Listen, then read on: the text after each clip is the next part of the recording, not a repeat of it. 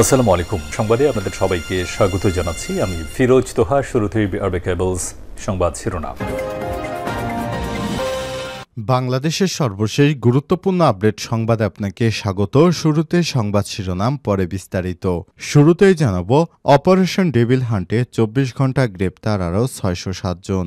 গত ২৪ ঘন্টায় সারা দেশে অপারেশন ডেভিল হান্ট পরিচালনা করে আরও ১,৭৭৫ জনকে গ্রেপ্তার করেছে আইনশৃঙ্খলা রক্ষাকারী বাহিনীর সদস্যরা। এর মধ্যে অপারেশন ডেভিল হান্টে ৬০৭ জন এবং অন্যান্য মামলায় ১,১৬৮ জনকে গ্রেপ্তার করা হয়েছে। আজ মঙ্গলবার ১১ ফেব্রুয়ারি পুলিশ সদর দপ্তর থেকে সব তথ্য জানানো হয়েছে। এরপর জানাব, মসজিদের মাইকে ঘোষণা দিয়ে বিএনপির দুই গ্রুপের সংঘর্ষ, আহত ৮। চট্টগ্রামের মিরসরাইয়ে মসজিদের মাইকে ঘোষণা দিয়ে সংঘর্ষে জড়িয়েছে বিএনপির দুই গ্রুপের নেতাকর্মী। সোমবার ১০ ফেব্রুয়ারি রাতে উপজেলার করেরহাট ইউনিয়নের ৬ নং ওয়ার্ডের শহীদ জাকির হোসেন সড়কের কাজ নিয়ে দুই গ্রুপের মধ্যে এই সংঘর্ষের ঘটনা ঘটে। এদিকে গণহত্যার অভিযোগে গ্রেপ্তার এএসপি জাভেদ ইকবাল ট্রাইব্যুনালে। জুলাই আগস্ট গণ অভ্যুত্থান, সংগঠিত গণহত্যা ও মানবতাবিরোধী অপরাধের অভিযোগে মামলায় তৎকালীন এএসপি জাভেদ ইকবালকে আন্তর্জাতিক অপরাধ ট্রাইব্যুনালে আনা হয়েছে। জানাবো, প্রধান বিচারপতির সঙ্গে বিভাগীয় কমিশনার ডিসিদের সাক্ষাৎ ১৭ ফেব্রুয়ারি। প্রধান বিচারপতি সৈয়দ রেফাত আহমেদের সঙ্গে সৌজন্য সাক্ষাৎ করবেন। জেলা প্রশাসকদের সৌজন্য সাক্ষাৎ অনুষ্ঠিত হবে আগামী ১৭ ফেব্রুয়ারি সোমবার। এ উপলক্ষে সুপ্রিম কোর্ট অডিটোরিয়ামে অনুষ্ঠানের আয়োজন করা হয়েছে। এদিকে প্রধান উপদেষ্টার সঙ্গে ট্রেসি জ্যাকবসনের সাক্ষাৎ। প্রধান উপদেষ্টার সঙ্গে অধ্যাপক ড মোহাম্মদ ইউনূসের সঙ্গে সাক্ষাৎ করেছেন বাংলাদেশে নিযুক্ত মার্কিন charge d'affaires Tracy Jacobson. এ সময় সরকারের সংস্কার এজেন্ডা, রোহিঙ্গা সংকট, অভিবাসন, সুষ্ঠু অবাধ নির্বাচন এবং দেশের আইনশৃঙ্খলা পরিস্থিতি নিয়ে আলোচনা করা হয়। এবং সর্বশেষ জানাবো, অস্ত্রের মুখে জিম্মি করে এবার ৪ জেলেকে ধরে নিয়ে গেল আরাকান আর্মি। কক্সবাজারের টেকনাফের নাপ নদীর মোহনা থেকে ট্রলারসহ ৪ বাংলাদেশি জেলেকে অস্ত্রের মুখে জিম্মি করে নিয়ে গেছে আরাকান আর্মি। বিষয়টি নিশ্চিত করেছেন কোস্টগার্ড শাহপরী স্টেশনের কমান্ডার লেফটেন্যান্ট এইচ.এম. সারতাজ বিন সোহরাব। মঙ্গলবার টেকনাফ উপজেলার সাবরং ইউনিয়নের শাহপরী দ্বীপ সংলগ্ন নাপ নদীর মোহনায় এই ঘটনা ঘটে বলে জানায় কোস্টগার্ডরা। প্রিয় দর্শক, এতক্ষণ শুনছিলেন সংবাদ শিরোনাম, এবারে বিস্তারিত। তবে তার আগে বন্ধুরা, অনুরোধ থাকবে সংবাদটিতে একটি লাইক দিন। এই চ্যানেলে আপনি নতুন হয়ে থাকলে আমাদের সংবাদটি দেখতে দেখতে চ্যানেলটি সাবস্ক্রাইব করে রাখুন। কমেন্ট করে বন্ধুরা আপনার মূল্যবান মতামত জানিয়ে দিন আপনি বিশ্বের কোন দেশ থেকে বা বাংলাদেশের কোন স্থান থেকে আমাদের সংবাদটি দেখছেন এবং শুনছেন। এবারে বিস্তারিত। অপারেশন ডেভিল হান্টে ২৪ ঘন্টায় গ্রেপ্তার আরও ৬০৭ জন। গত ২৪ ঘন্টায় অপারেশন ডেভিল হান্ট পরিচালনা করে আরও ১,৭৭৫ জনকে গ্রেপ্তার করেছে আইনশৃঙ্খলা রক্ষাকারী বাহিনীর সদস্যরা। এর মধ্যে অপারেশন ডেভিল হান্টেই ৬০৭ জন এবং অন্যান্য মামলায় ১,১৬৮ জনকে গ্রেপ্তার করা হয়েছে। মঙ্গলবার ১১ ফেব্রুয়ারি সন্ধ্যায় পুলিশ সদর দপ্তর থেকে সব তথ্য জানানো হয়েছে। অপারেশন ডেভিল হান্টে এখন পর্যন্ত ২টি বিদেশি পিস্তল, একটি এলএনজি, একটি ওয়ান শুটার গান, একটি পাইপ গান, ২ রাউন্ড গুলি, ৫টি কার্তুজ, ২টি চাপাতি, ৬টি রামদা, ১৩টি চাকু ছোড়া, ২টি কোড়াল, একটি করাত, ৩টি হাতুড়ি, ২টি প্লাস, ২টি বাটাল, ২টি লাঠি উদ্ধার করা হয়েছে। ৮ই ফেব্রুয়ারি থেকে শুরু হওয়া বিশেষ অভিযান অপারেশন ডেভিল হান্ট। এই অভিযান গত সোমবার ১০ ফেব্রুয়ারি সন্ধ্যা পর্যন্ত মোট ১,৫২১ জনকে গ্রেপ্তারের কথা জানায় পুলিশ। ইংরেজি শব্দ ডেভিল অর্থ শয়তান আর হান্ট মানে শিকার করা। এর ফলে ডেভিল হান্টের অর্থ শয়তান শিকার করা। সংশ্লিষ্টরা বলছেন, স্বরাষ্ট্র মন্ত্রণালয় ঘোষিত ডেভিল হান্ট বলতে দেশবিরোধী চক্র, সন্ত্রাসী দুষ্কৃতকারীদের বোঝানো হয়েছে। গত ৭ ফেব্রুয়ারি গাজীপুরে শিক্ষার্থীদের উপর হামলার ঘটনা ঘটে।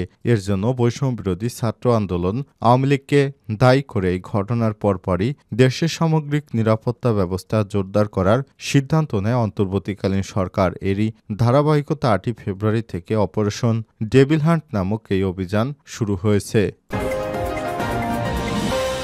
মসজিদের মাইকে ঘোষণা দিয়ে বিএনপির দুই গ্রুপের সংঘর্ষ, আহত ৮। চট্টগ্রামের মিরসরায় মসজিদের মাইকে ঘোষণা দিয়ে সংঘর্ষে জড়িয়েছে বিএনপির দুই গ্রুপের নেতাকর্মী। আজ উপজেলার করেরহাট ইউনিয়নের ৬ নং ওয়ার্ডের শহীদ জাকির হোসেন সড়কের কাজ নিয়ে দুই পক্ষের সংঘর্ষ বাধে। খোঁজ নিয়ে জানা গেল, কয়লা জাকির হোসেন সড়কের কাজ নিয়ে বাকবিতণ্ডা হয় স্থানীয় ওয়ার্ড বিএনপি সমন্বয়ক আনোয়ার হোসেন ও বিএনপি নেতা আহসান উল্লাহর মধ্যে। বাকবিতণ্ডার জের ধরে সংঘর্ষে লিপ্ত হয় দুই গ্রুপ। পরবর্তী সন্ধ্যার পর সিএনজি যোগে আনোয়ার এর অনুসারীরা পশ্চিম সোনাইগ্রামে লাঠিসোঁটা ও দেশীয় অস্ত্র নিয়ে হামলা করার উদ্দেশ্যে যাত্রা করেন। এমন সংবাদের ভিত্তিতে সোনাইগ্রামের মসজিদে ঘোষণা করা হয়। ঘোষণা শুনে গ্রামবাসীরা একত্রিত হয়ে পাল্টা ধাওয়া দেয়। এ সময় দুই পক্ষের প্রায় ৮ থেকে ১০ জন আহত হয়। আহতরা উপজেলা স্বাস্থ্য কমপ্লেক্সে চিকিৎসা নিচ্ছেন। জানা যায়, শহীদ জাকির হোসেন সড়কের ১ কিলোমিটার রাস্তার কাজ চলমান রয়েছে। ঠিকাদার জাহাঙ্গীর কবির চৌধুরী পালিয়ে যাওয়ার কারণে সম্পূর্ণ কাজ সমাপ্ত করা সম্ভব হয়নি। পরবর্তী কার্পেটিংয়ের কাজের জন্য উপজেলা থেকে সমন্বয়করা কাজের অনুমতি নেয় স্থানীয় বিএনপি নেতা আনোয়ার হোসেন এবং পরবর্তী এই বিষয়টি নিয়ে সংঘর্ষের ঘটনা ঘটে।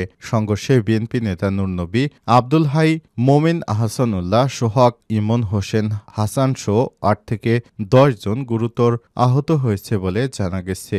এরপরই সেখানে অতিরিক্ত পুলিশ মোতায়েন করা হয়।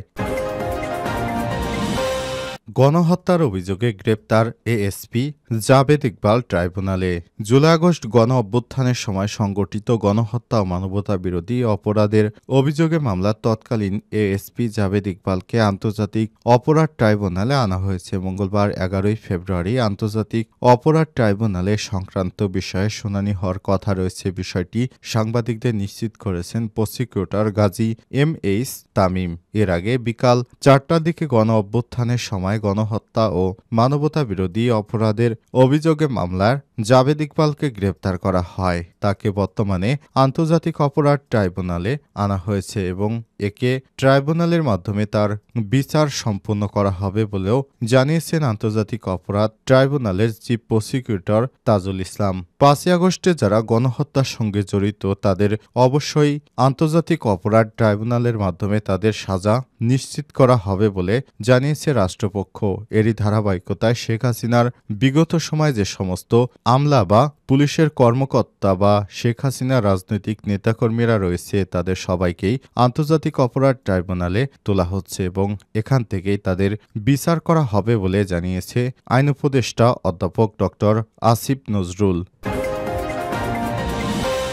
প্রধান বিচারপতির সঙ্গে বিভাগীয় কমিশনার ডিসিদের সাক্ষাৎ ১৭ ফেব্রুয়ারি। প্রধান বিচারপতি সৈয়দ রেফাত আহমেদের সঙ্গে বিভাগীয় কমিশনার ও জেলা প্রশাসকদের সৌজন্য সাক্ষাৎ অনুষ্ঠিত হবে আগামী ১৭ ফেব্রুয়ারি। এ উপলক্ষে সুপ্রিম কোর্ট অডিটোরিয়ামে অনুষ্ঠানের আয়োজন করা হয়েছে। অনুষ্ঠান উপলক্ষে সুপ্রিম কোর্টের দেওয়া এক নথিতে বলা হয়েছে, বাংলাদেশের প্রধান বিচারপতি সৈয়দ ড রেফাত আহমেদের সঙ্গে জেলা প্রশাসক ও বিভাগীয় কমিশনারদের সৌজন্য সাক্ষাৎ অনুষ্ঠান আগামী ১৭ ফেব্রুয়ারি সোমবার বিকাল ৫:৩০ থেকে ৬:৩০ পর্যন্ত বাংলাদেশ সুপ্রিম কোর্ট অডিটোরিয়ামে আয়োজন করা হয়েছে। এ উপলক্ষে প্রধান বিচারপতির সঙ্গে সাক্ষাৎ করতে পুরো বাংলাদেশের ডিসিদের এখানে আমন্ত্রণ জানানো হয়েছে। প্রধান বিচারপতি সৈয়দ রেফাত আহমেদ অন্তর্বর্তীকালীন সরকারের সময় ক্ষমতা গ্রহণ করেছেন। এর আগে প্রধান বিচারপতি হিসেবে নিয়োজিত ছিলেন ওবায়দুল্লাহ। তিনি শেখ হাসিনার সময় প্রধান বিচারপতি নিয়োজিত হওয়ার পর ছাত্র জনতা তার পদত্যাগে বাধ্য করে। এরপর ছাত্র জনতা নতুন বিচারপতি মনোনয়ন করে। সেখানে সৈয়দ রেফাত আহমেদকে প্রধান বিচারপতি হিসেবে মনোনয়ন করা হয়। এরপর রাষ্ট্রপতি শাহাবুদ্দিন চুপ্পু প্রধান বিচারপতিকে শপথ বাক্য পাঠ করান।